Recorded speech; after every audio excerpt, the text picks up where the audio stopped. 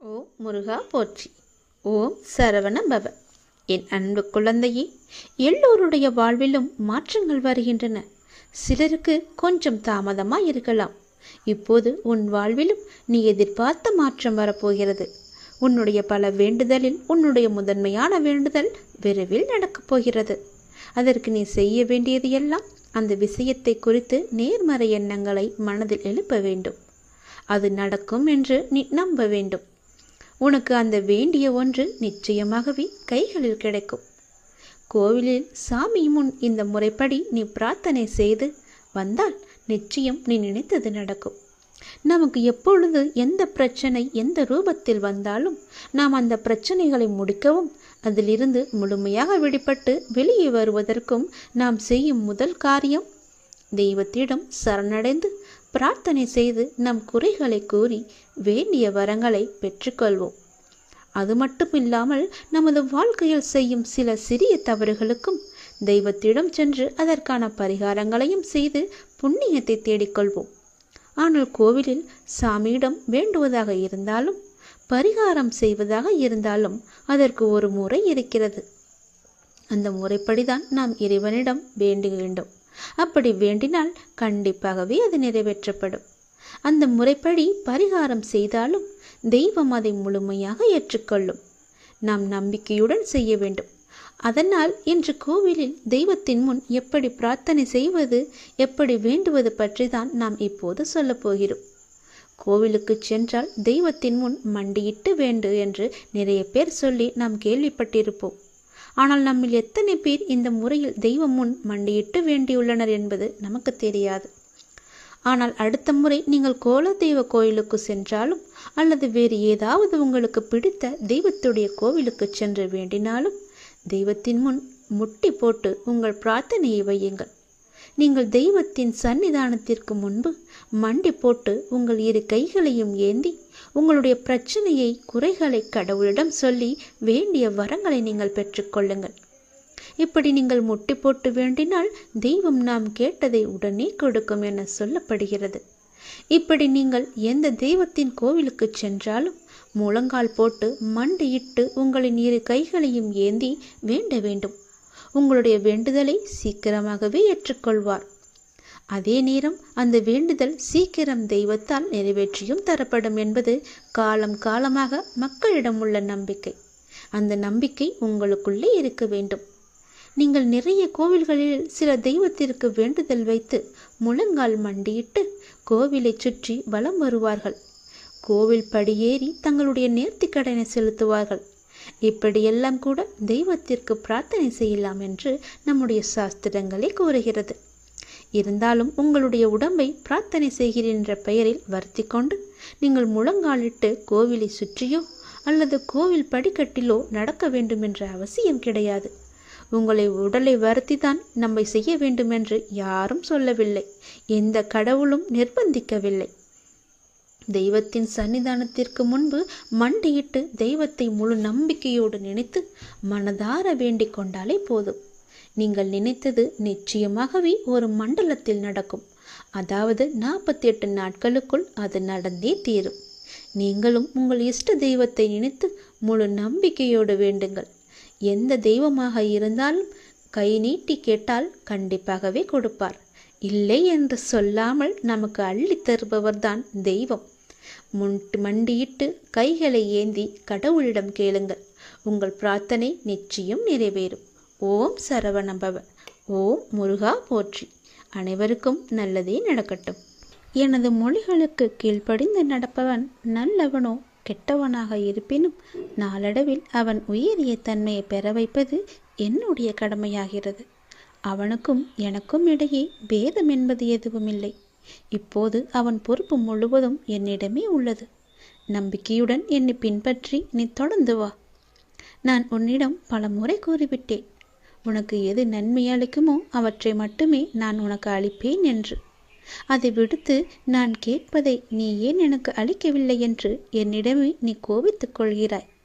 நீ கேட்பது உனக்கு நன்மை அளிக்குமா தீமையை அளிக்குமா என்று நான் ஆராய்ந்து பார்த்துதானே நான் உனக்கு அளிக்க வேண்டும். அதற்குள்ளே நீ பொறுமை இழந்தால் நான் என்ன செய்வது? உன் மீது நான் கோவப்படுவதா அல்லது பரிதாபப்படுவதா, பாவம் என்று நினைப்பதா? உன்னுடைய அறியாமையை நினைத்து நான் எப்படி எடுத்துக்கொள்வது என்று எனக்கே தெரியவில்லை. நான் கோபம் காப்பித்தால் உனக்கு என்ன ஆகும்? சற்று யோசித்துப்பார். நானே எல்லாமே இருந்து உன்னை பாதுகாத்து வந்து கொண்டிருக்கின்றேன். உன்னை கேட்டதை நான் கொடுப்பது ஒரு நொடி போதும் எனக்கு. ஆனால் கொடுக்காமல் கொஞ்சம் நேரம் காலம் தாழ்த்தி நாட்கள் தாழ்த்தி கொடுப்பது எதற்காக என்று யோசித்து பார்த்தாயா? ஒரு அப்பா தன்னுடைய பிள்ளைக்கு நல்லதுதான் நினைப்பேன். அப்படி இருக்கும்போது நீ ஏன் இப்படி அவசரப்படுகிறாய்? நீ கேட்பது உனக்கு நன்மை அளிக்கும் என்றால் அதை நான் உனக்கு உடனே தருவேன். அதில் தீமை இருந்தால் அது தீமையை எப்படி அகற்றுவது என்று பார்த்து அதற்கான ஏற்பாடுகள் செய்வேன். அது உனக்கு கிடைக்கக்கூடாது என்று நினைத்தால் அதை நான் உனக்கு தரவே மாட்டேன். அதனால் நீ அவசரப்படாதே. நானே உன் தாய், நானே உன்னுடைய தந்தை. உனக்கு நன்மையை மட்டுமே கொடுப்பவன் நான். அதற்கு சற்று காலமானாலும் நம்பிக்கையுடன் காத்திரு. அவசரப்படாதே. எல்லாம் உன்னுடைய நன்மைக்காகத்தான் உன்னுடைய அப்பா நான் சொல்கிறேன். நான் சொல்வது எல்லாமே உன்னுடைய நன்மைக்காக மட்டுமே. அதை நீ அறிந்து கொள். உன்னை காக்கவே நான் இருக்கின்றேன். காரணமில்லாமல் எதுவும் நடக்காது. எல்லா நிகழ்வுகளுக்கும் பின்னாலும் ஏதோ ஒரு காரணம் இருக்கின்றது. சாதாரண மனிதர்களாகிய நமக்கு அந்த காரணம் என்ன என்று அறிவதில்லை. ஆனால் உன்னுடைய பழனி முருகன் எனக்கு எல்லாமே தெரியும். எனக்கு தெரியாதது என்று எதுவுமே இல்லை. ஆனால் நான் உனக்கு எல்லாவற்றையும் தர மறுப்பதற்கு காரணம் அதில் உனக்கு ஏதோ ஒரு தீமை இருக்கிறது என்பதனால். நான் எல்லாவற்றையும் பார்த்து கொண்டுதான் இருக்கின்றேன். எனக்கு எல்லோருடைய பாவ கணக்கும் எது என்ன என்று எனக்கு தெரியும். என்னுடைய பக்தனின் கர்ம வினைகள் முற்றினையும் அளிப்பது என்னுடைய பொறுப்பு. நீ எப்போது என் ஆலயத்தில் படியெடுத்து காலெடுத்து வைத்தாயோ அந்த நொடி முதலே உன்னுடைய கர்மாக்களை குறைக்க நான் புறப்பட்டு விட்டேன். எல்லாவற்றையும் தெரிந்து கொண்டு நான் உனக்கு எது தேவையோ அதை மட்டுமே நான் அளிக்கப் போகின்றேன். கலங்காமல் இரு. உனக்கு வேண்டும் என்று நீ அடம்பிடிக்காதே. என் மீது கோபமும் படாதே. எனக்கு தெரியும் எதை எப்போது தர வேண்டும் என்று. நானே பார்த்து கொள்கிறேன். உனக்கு தேவையான பக்தியையும் சக்தியையும் நான் உனக்கு அளிக்கின்றேன். உன் கர்ம வினையின் பலனை பக்தனுக்கு தக்கவாறு அவன் தாங்கும் அளவை தெரிந்து நான் உனக்கு அளிக்கின்றேன். உன் கர்ம வினையின் தாக்கம் உனக்கு ஏற்படாதவாறு நான் பார்த்து கொள்கிறேன். உனக்குள்ள கஷ்டங்கள் எல்லாவற்றையும் நான் வாங்கி கொண்டு உனக்கு இன்பமான நாட்களை மட்டுமே நான் உனக்கு பரிசளிக்கப் போகின்றேன். இப்போதே என்னை ஓம் சரவண பவ என்று கூப்பிட்டு நான் உனக்கு காட்சி தருகிறேன். கடந்த 1 வருடமாக இருந்த உன்னுடைய மனப்போராட்டத்திற்கு முடிவு கிடைக்கும் நேரம் இது. நீ போகும் பாதையே சரியான பாதை. அதிலிருந்து நீ நகர்ந்து விடாதே. இந்த வழியிலேயே நீ போ. உனக்கு முன்னால் நான் சென்று கொண்டிருக்கிறேன் என்பதை மறவாமல் அதன் வழியே வா. நிச்சயம் நடக்கும் நன்மைகள் பல. நல்லதொரு மாற்றம் நிரந்தரமாக உன்னுடைய வாழ்வில் இன்னும் சரியாக 3 மாதத்தில் வரப்போகிறது. அந்த நல்லதொரு மாற்றம் நீ எதிர்பார்த்ததை விட பல மடங்கு உனக்கு சந்தோஷத்தை அள்ளி தரப்போகிறது. அல்ல அல்ல குறையாத சந்தோஷம். அதை நீ அனுபவிக்கப் போகின்றாய். இது உன்னுடைய வாக்கு அல்ல, இது என்னுடைய சத்திய வாக்கு. உறவுகளில் உள்ள நிலையாமையை நீ புரிந்து கொண்டாய். உலக உண்மைகளை கொஞ்சம் கொஞ்சமாக நீ புரிந்து கொண்டாய். அடங்காத மனத்தினை என் நாமத்தால் அடங்க வைத்து நீ இப்போது பயின்று வந்து கொண்டிருக்கின்றாய். எப்போதும் நேர்மறையாக சிந்திக்க நீ பழகி கொண்டாய். இனி என்ன? ஏன் கவலை? இந்த வாழ்க்கையை கடப்பது உனக்கு எளிதாகவே இருக்கப் போகின்றது. இனி உனக்கு வழிகாட்டியாக நானே உன் கூடவே வரப்போகின்றேன்.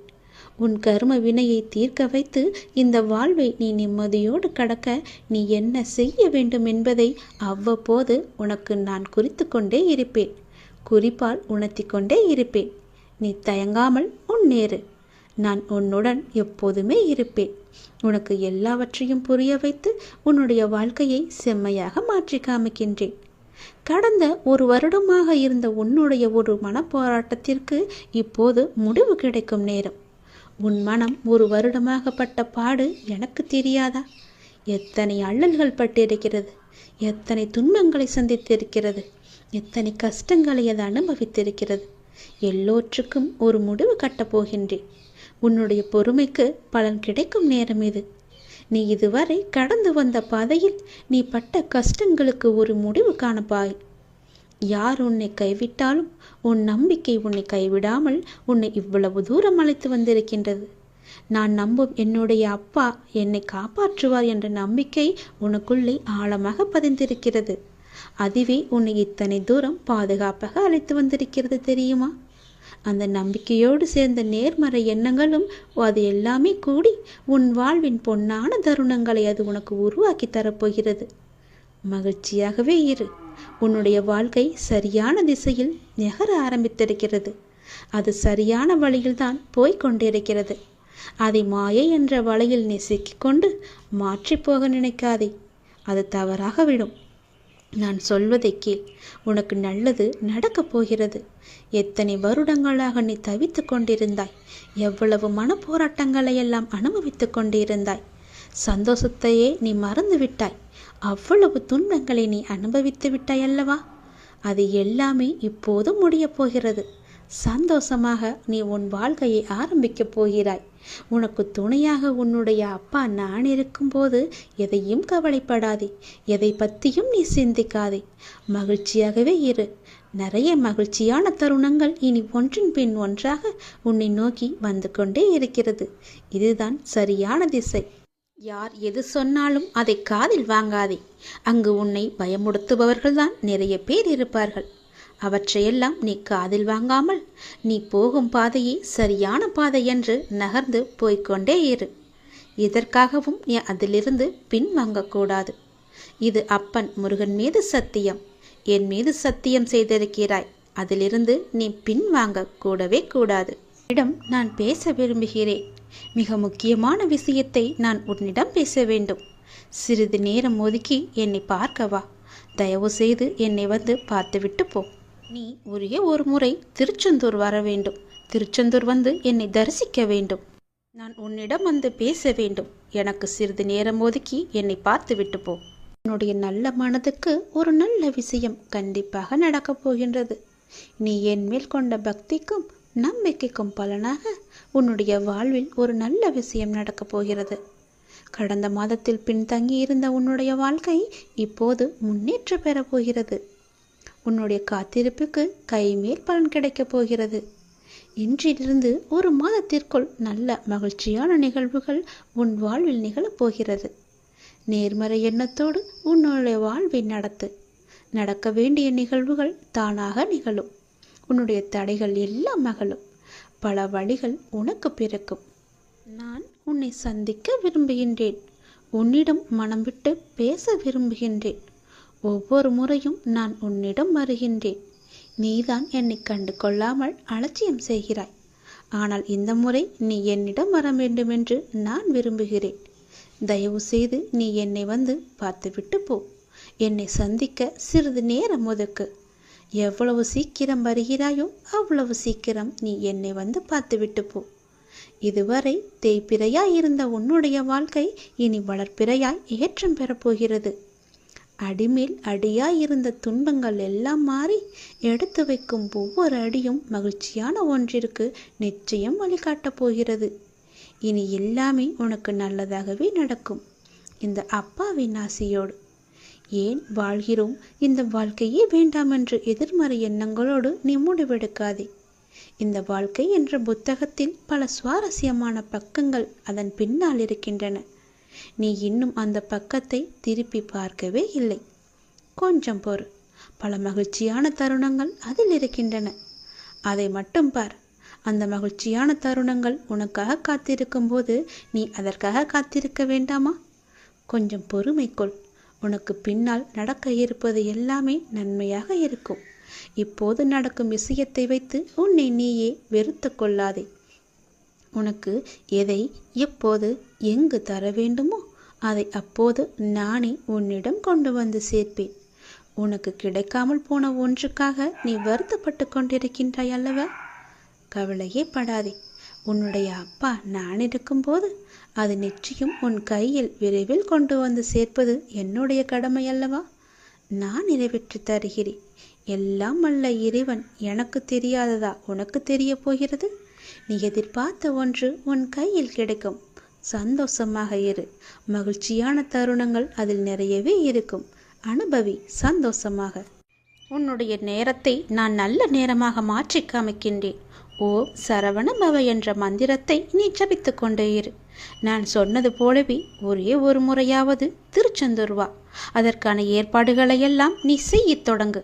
நானே அதுக்கு சாதகமான பதிலை நான் உனக்கு எல்லோரிடமும் வாங்கி தருகிறேன். ஒரே ஒரு முறை நீ வந்துவிட்டு போ. உன்னிடம் மிக முக்கியமான விஷயங்களை பேச வேண்டும். எனக்காக சிறிது நேரம் ஒதுக்க மாட்டாயா? கண்டிப்பாக ஒதுப்பி நீ வருவாய் என்று எனக்கு நம்பிக்கை இருக்கிறது. வா, நான் உனக்காக காத்திருக்கிறேன். உன்னுடைய முருகன் உனக்காக காத்திருக்கிறேன். ஓம் சரவணபவ, ஓம் சரவணபவ, ஓம் சரவணபவ என்ற மந்திரம் உனக்குள்ளே எப்போதும் இருக்கட்டும். உன்னுடைய வாழ்க்கை உயரும் நேரம், நன்மைகள் பல பெருகும் நேரம். இந்த மாதத்திற்குள் பல நன்மைகள் உனக்கு நடக்கப் போகிறது. உன்னுடைய வாழ்க்கை மேம்பட போகிறது. உன்னை தேடி பல வெகுமதிகள் வரப்போகிறது. எதற்காகவும் நீ கலங்காதே. நீண்ட நாட்களாகவே நீ என்னிடம் கேட்டுக்கொண்டிருக்கும் உன் பிரார்த்தனையை உன்னுடைய அப்பா உனக்காக நிறைவேற்றி கொடுக்கப் போகின்றேன். உன்னுடைய துன்பங்களிலிருந்து எல்லாம் உன்னை காப்பாற்றப் போகின்றேன். நீ கேட்ட வரத்தை கூடிய விரைவில் உனக்கு தந்து உன் வாழ்க்கையை நான் சிறப்பானதாக மாற்றப் போகின்றேன். நீ நினைத்தது நிச்சயமாகவே நடக்கப் போகிறது. அது உனக்கு நடந்தே தீரும். உன்னுடைய மனக்கவலையின்றி இன்று தீபம் ஏற்று. எனக்காக ஒரே ஒரு தீபம் உன்னுடைய வீட்டில் ஏற்றிவை. என்னை நினைத்து ஓம் என்று சொல். எல்லாவற்றையும் நான் பார்த்து கொள்கிறேன். உனக்கு நல்வழியை நான் காட்டுகிறேன். காலை எழுந்ததும் என்ன வாக்கு வருகிறது என்று பார்க்க வேண்டும். ஏனென்றால் மனம் எதையும் பறிகொடுத்தது போல உள்ளது என்று உன் மனதில் சில கவலைகளுடன் நேற்று உறங்கி போனாயல்லவா? ஒவ்வொரு காலகட்டத்திற்கும் என்ன நடக்க வேண்டுமோ அதுதான் நடந்திருக்கின்றது. ஆனால் அது நிரந்தரமல்ல. இதுவும் மாறும். உன் மனதில் உள்ள அந்த சுமைகளை இறக்கி வைத்துவிட்டு அடுத்த நொடி உன்னுடையதாக இருப்பதற்காக அதை எப்படி சிறப்பாக ஆக்கப் போகின்றாய் என்பதில் உன்னுடைய கவனத்தை நீ செலுத்து. நான் உன்னோடு இருக்கின்றேன். அடுத்த நொடியை மகளுடையதாக ஆக்க உனக்கு நான் துணை இருக்கின்றேன். என் செல்ல குழந்தையே, உன்னை விட்டு சென்றதெல்லாம் உன் கை வந்து இந்த தை மாதத்தில் உன்னை வந்து சேரும். மகிழ்ச்சியாகவே இரு. நான் உனக்கு துணை இருப்பேன். எப்பொழுதும் உனக்குள் நான் இருப்பேன். என்னுடைய நாமத்தை மட்டும் நீ சொல்லிக்கொண்டே இரு. நீ மகிழ்ச்சியாக இருந்தாலும் உன்னுடைய மனதில் ஏதோ ஒரு பயம் ஓடிக்கொண்டே இருக்கின்றதே. எதற்காக அது? அது தேவையற்ற பயம். உன் வாழ்க்கையில் நல்ல மாற்றங்கள் ஒவ்வொன்றாக நடக்க ஆரம்பம் ஆகிவிட்டது. பயம் உனக்கு எதிர்மறை எண்ணங்களை மட்டுமே தரும். அந்த பயத்தை நீ தூக்கி எறிந்துவிடு. உன்னுடைய மனதை நீ எப்பொழுதும் நேர்மறையாய் மட்டுமே வைத்துக்கொள். அதில் எதிர்மறையை உட்பகுத்தி விடாதே. அதை தடுத்து நிறுத்த வேண்டிய பொறுப்பு உனக்குள் தான் இருக்கிறது. அதை நீ மட்டுமே செய்ய முடியும். நீ நினைத்தால் கண்டிப்பாகவே முடியும். அந்த எதிர்மறை எண்ணங்கள் உன் செயல்பாட்டை எல்லாம் தடுத்து உன்னை தோல்வியில் சென்று அடைய வைத்துவிடும். முதலில் அந்த பயத்தை விடு. நல்லதை நினை. உனக்கு நன்மைகள் மேலும் மேலும் பெருகி கொண்டே இருக்கும். உன்னுடைய வாழ்க்கை உயரும் நேரம் இது. நீ வாழ்வை எப்போது குறை சொல்லாமல் ஏற்றுக்கொண்டாயோ, வினையை எப்போது நீ புரிந்து கொண்டாயோ, அப்போதே பல மாறுதல்கள் எல்லாம் உன்னுடைய வாழ்வில் நடக்க ஆரம்பித்து விட்டன. நீ விரும்பியபடி நடந்தால்தான் மகிழ்ச்சி இருக்கும் என்று நினைத்தாய். ஆனால் இப்போது உனக்கு அமைந்த வாழ்விலே நீ அனைத்து மகிழ்ச்சியையும் காண இருக்கின்றாய். இடமாற்றம், வேலை மாற்றம் என நீ எதிர்பார்த்த பல மாற்றங்கள் நிகழப்போகிறது. நீண்ட நாட்களாகவே நீ என்னிடம் கேட்ட ஒரு வேண்டுதலும் இந்த மாதத்தில் நிறைவேறப் போகிறது. மகிழ்ச்சியாக சந்தோஷமாகவே அதை அனுபவிக்கப் போகின்றாய். உன்னுடைய வாழ்க்கையானது கொஞ்சம் கொஞ்சமாக மேம்பட்டு உயர்ந்த நிலைக்கு வரப்போகின்றது.